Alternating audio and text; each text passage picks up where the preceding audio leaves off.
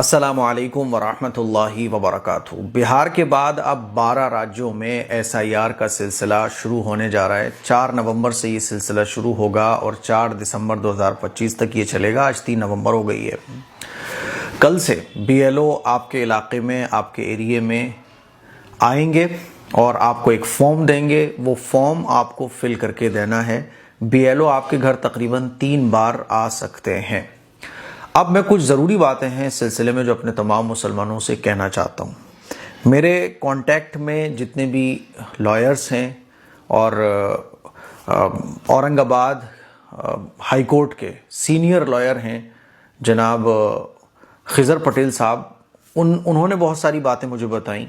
उन बातों को भी मैंने इसमें ऐड किया है और आपको एक बहुत आसान तरह से एक तसल्ली भी मैं आपको देना चाहता हूँ, क्योंकि उन्होंने एक बात मुझसे कही और ये बात मेरे भी दिल में थी कि कोई भी जब चीज़ आती है तो मुसलमान जो है ना पैनिक हो जाता है, क्योंकि कुछ लोग जो है ना इस तरह से उस चीज़ को हाईलाइट करते हैं कि गोया के मुसलमानों पे एक बड़ी मुसीबत आ रही हो। अरे यार, अगर मुसीबत आ भी रही होगी तो पैनिक होने के बजाय, घबराहट का शिकार होने के बजाय मुसलमानों को ये चाहिए कि उस बड़ी प्रॉब्लम का शिकार होने से पहले हम उसकी तैयारी में लग जाएं।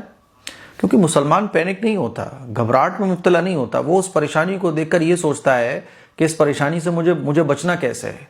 और फिर एसआईआर का जो मसला है, ये कोई अकेला मुसलमानों का मसला नहीं है, ये तो सब पर अप्लाई हो रहा है ना।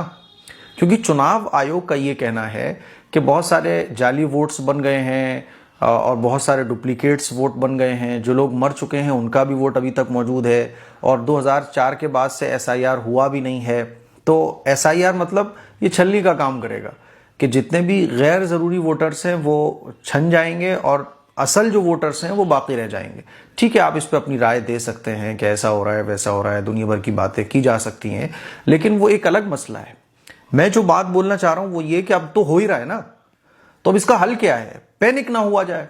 क्योंकि अगर आप पैनिक हो गए, जिस तरह की कुछ पोस्ट सोशल मीडिया पे, इंस्टाग्राम पे चल रही हैं, जैसे कुछ मुसलमानों को मैंने बातें करते हुए भी देखा है कि ऐसा लग रहा है जैसे ये मुसलमानों के लिए ही लाया जा रहा है। तो पहले तो इस थिंकिंग को माइंड से निकालना है कि ये सिर्फ मुसलमानों के लिए नहीं लाया जा रहा है मेरे भाई, सबको ये प्रक्रिया से गुजरना है। अब क्या करना है? टाइम बहुत है अभी। कुछ लोग बोलेंगे टाइम बहुत थोड़ा है। बहुत थोड़ा उनके लिए है जो आलसी हैं, और टाइम ठीक ठाक है। आपके पास अगर डॉक्यूमेंट्स नहीं है तो आप बनवा सकते हैं, जो कमियां हैं आप उसको दूर करवा सकते हैं। ठीक है, तो अब होना क्या है? आसान अल्फाज में तो आप ये समझने की कोशिश कीजिए कि जिनका नाम आपके घर के जो बड़े हैं, आपके वालिदैन हैं, उनका नाम अगर 2003 के वोटर लिस्ट में था, क्योंकि लास्ट टाइम जो एसआईआर हुआ था, एसआईआर थोड़ा सा एनहेंस हो गया है क्योंकि अब टेक्निकल चीज़ें बहुत आगे बढ़ गई हैं। 2002 में जब ये हुआ था तो नॉर्मल हुआ था एकदम, अब एकदम थोड़ा सा और ज़बरदस्त तरीके से हो रहा है क्योंकि अब टेक्निकल चीज़ें बहुत आगे बढ़ गई हैं। तो 2002 से लेकर 2004 तक जो वोटर लिस्ट अपडेट हुई थी, तो उसमें अगर आपके वालिदैन का नाम है और आपका नहीं है, जैसे हमारी उम्र के जितने भी नौजवान हैं, तो जाहिर सी बात है उनका वोट अभी बना है 2010 के बाद, किसी का 11, किसी का 12, किसी का 16 में। 2002 में हमारा तो वोट था नहीं। तो जिनका नाम 2002 की वोटर लिस्ट में है तो उनको तो कोई प्रॉब्लम नहीं है। जैसे मान लीजिए आपके वालिदैन का नाम 2002 से लेकर 4 तक जो हुआ था एसआईआर, उसमें आपके वालिदैन का नाम है या किसी का भी नाम है, तो उसको तो कोई टेंशन ही नहीं लेना। बीएलओ जो फॉर्म देके जाएंगे तो आपको अभी जो वोटर लिस्ट है उसका स्क्रीनशॉट और 2002 से 4 तक जो एसआईआर हुआ था उसमें से स्क्रीनशॉट निकाल के उस फॉर्म पे लगा देना है, काम खत्म। लेकिन जिनका नाम 2002 की लिस्ट में नहीं है, जैसे कि मेरा है, आपका है, जितने भी नौजवान जिनका 2004 के बाद वोट बना है, तो उनका नाम तो जाहिर सी बात है 2004 के बाद अपडेट हुआ है ना। तो अब उनको क्या करना पड़ेगा? उनको कुछ भी नहीं करना, बस अपने माँ बाप का या अपने घर के बड़ों में से किसी का भी जिनका नाम 2002 की लिस्ट में मौजूद था उसका स्क्रीनशॉट लगा देना है। तो ये एक लिंक करने की प्रक्रिया है कि मैं अपने मतलब मेरे ये वालिद हैं और इन मेरे वालिद का जो वोटर लिस्ट में नाम था 2002 में और बाद में मैं मतलब मेरा वोट बना, तो वो इसमें लिंक कर दिया जाएगा। ठीक है। प्रॉब्लम किन लोगों को होगी? प्रॉब्लम उन लोगों को होगी जिनका नाम 2002 की लिस्ट में नहीं है और उनके वालिदैन का या घर के जितने भी लोग हैं, खानदान के घर के बड़े जितने भी लोग हैं, बाप का, दादा का, उनका भी नाम 2002 की लिस्ट में नहीं है।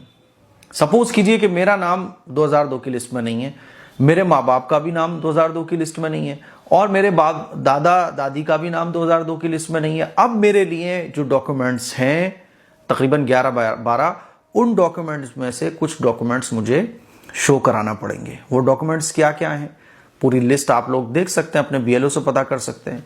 बहुत आसान जो डॉक्यूमेंट्स हम रेडी कर सकते हैं वो कौन सा है? आधार कार्ड अभी मान्य नहीं है। मुझे उम्मीद है कि अपोजिशन पार्टीज जब एहतजाज करेंगी, आवाज उठाएंगी, तो जिस तरह से बिहार के अंदर आधार कार्ड को माना गया, इसी तरह से यूपी में और दूसरे जिलों में भी, दूसरे राज्यों में भी आधार कार्ड को वैलिड मान लिया जाएगा, क्योंकि आधार कार्ड से ही हमारी सारी चीजें लिंक होती हैं। एक आम आदमी सबसे पहले आधार कार्ड ही बनवाता है, ठीक है। तो आधार कार्ड अभी वैलिड नहीं है। आधार कार्ड के अलावा जो 11-12 डॉक्यूमेंट्स हैं उसमें से पासपोर्ट, तो पासपोर्ट अगर आपका नहीं बना तो आप पासपोर्ट बनवा लीजिए। पासपोर्ट के अलावा जो 2 और डॉक्यूमेंट आप बहुत आसानी से बनवा सकते हैं, वो 2 डॉक्यूमेंट हैं आपके, मूल निवास प्रमाण पत्र, दूसरा जाति प्रमाण पत्र। तो मूल निवास और जाति प्रमाण पत्र आप अपने किसी भी कंप्यूटर सेंटर पे जाएं, वहां आपसे आधार कार्ड की फोटोकॉपी और एक फोटो लिया जाएगा, आपके ये 2 डॉक्यूमेंट्स और रेडी हो जाएंगे। तो ये 3 डॉक्यूमेंट्स आप बड़े आसानी के साथ बनवा सकते हैं, अभी वक्त है, ठीक है। और इसके अलावा जो और डॉक्यूमेंट्स हैं तो वो भी आप BLO से पता कीजिए कि वो कैसे बनते हैं। मेरे कहने का मतलब ये है कि पैनिक ना होकर बल्कि आप काम पे लग जाएं। जो डॉक्यूमेंट्स आप करेक्ट करा सकते हैं, जो डॉक्यूमेंट्स आप बनवा सकते हैं, उन डॉक्यूमेंट्स को आप बनवाने की कोशिश कीजिए, क्योंकि अगर ये डॉक्यूमेंट्स में से आपके पास कोई डॉक्यूमेंट्स नहीं हुआ जो उन्होंने मांगा, और आपके बड़ों का, आपके वालिदैन का, आपके पेरेंट का नाम भी 2002 की लिस्ट में नहीं था, आपका भी नाम नहीं है, तो फिर प्रॉब्लम खड़ी हो सकती है। लेकिन इसका मतलब ये नहीं है कि आपको नागरिकता से बाहर कर दिया जाएगा, बल्कि आपको फिर भी मौका दिया जाएगा। लेकिन जाहिर सी बात है, जालिम की नीयत ख़राब हो तो बहुत मुश्किल हो जाता है। इसीलिए हमें तो यही करना है कि हम अपनी कोशिशों में लगें, तैयारियों में लगें, डॉक्यूमेंट्स रेडी कराएं, अपने पार्षद से मिलें, अपने इलाके के नेताओं से मिलें, और इन नेताओं का गिरबान पकड़ें थोड़ा सा कि भैया तुमने वोट लिया था, अपने सांसद का गिरबान पकड़ो यार, विधायक का गिरबान पकड़ो जिससे तुमने जिताया है, और आप जिता फौरन देते हो, और जब आपके ये काम ना आए, आपके अगर ये डॉक्यूमेंट्स ठीक ना कराएं तो क्या है, पकड़ो ना इनके गिरबान, जाके पकड़ो गिरबान। लेकिन हमारी प्रॉब्लम ये है कि हम नेता को सर पे बिठाते हैं बस, लेकिन वक्त पर भूल जाते हैं, वक्त पे हम भाग रहे होते हैं इधर से उधर। तो इसीलिए सवाल करो इन नेताओं से, आपने जिस पार्षद को जिताया, पार्षद तो माशाल्लाह काम करते हैं क्योंकि वो इसी इलाके में बेचारे रहते हैं, सांसद विधायक गायब रहते हैं। तो आप काम पे लग जाइए, डॉक्यूमेंट्स अपने करेक्ट कराइए, ठीक है। बाकी कोई बात नहीं यार, जिंदगी में सब लगा रहता है, परेशानियां सब लगा रहता है। ईमान वाला परेशानियों से घबराता नहीं है, बल्कि उन परेशानियों को मुकाबला करता है। तो पहली बात तो ये पैनिक नहीं होना। दूसरी बात ये कि अपने डॉक्यूमेंट्स करेक्ट कराइए, और आप BLO से मुलाकात कीजिए। अगर आप नेट वेट चलाना जानते हैं तो आप अपने नाम को ऑनलाइन भी चेक कर सकते हैं कि 2002 में 2004 के बीच जो SI हो रहा था उसमें आपके वालिदैन का नाम है कि नहीं है तो बहुत अच्छी बात है, परेशान बिल्कुल होने की जरूरत नहीं है। नहीं है तो आप फौरन अपने डॉक्यूमेंट्स रेडी कराने में लग जाइए। थोड़ा बहुत पैसा भी खर्च होगा तो कीजिए, लेकिन इसकी पूरी तैयारी रखिएगा, बस मैं यही कहना चाहता हूं। तो मुझे उम्मीद है बस इतनी सी बात है, बाकी कोई बात नहीं है। अल्लाह बहुत बड़ा है ना। आप फोकस कीजिए इन तमाम चीज़ों पर, कोशिश करना अपना काम होता है, बाकी अल्लाह मालिक है, दुनिया दारुल इम्तिहान है। तो मैं यही चीज़ समझाने की कोशिश कर रहा हूँ। और अभी क्या है कि अभी ये शुरुआत है। जैसे बिहार के अंदर शुरू में बहुत सी प्रॉब्लम्स ऐसी थी जो सामने दिख रही थी, लेकिन बाद में प्रॉब्लम सॉल्व हो गई। तो क्या होता है ना, धीरे धीरे क्लैरिटी आती है किसी चीज़ के अंदर। तो हो सकता है कि अभी कन्फ्यूज़न बहुत ज़्यादा है, आगे चल के धीरे धीरे इसमें क्लैरिटी आए और आगे चल के आधार कार्ड भी इसमें वैलिड हो जाए, तो इतनी परेशानी इंशाल्लाह होगी नहीं, है ना। बाकी आप जो बातें मैंने कही हैं, एक तो पैनिक नहीं होना, दूसरा जो चीज़ें सोशल मीडिया पे चलती रहती हैं उस पर कान नहीं धरना, बल्कि कामों में लग के अपने डॉक्यूमेंट्स ठीक कराने की कोशिश करना है।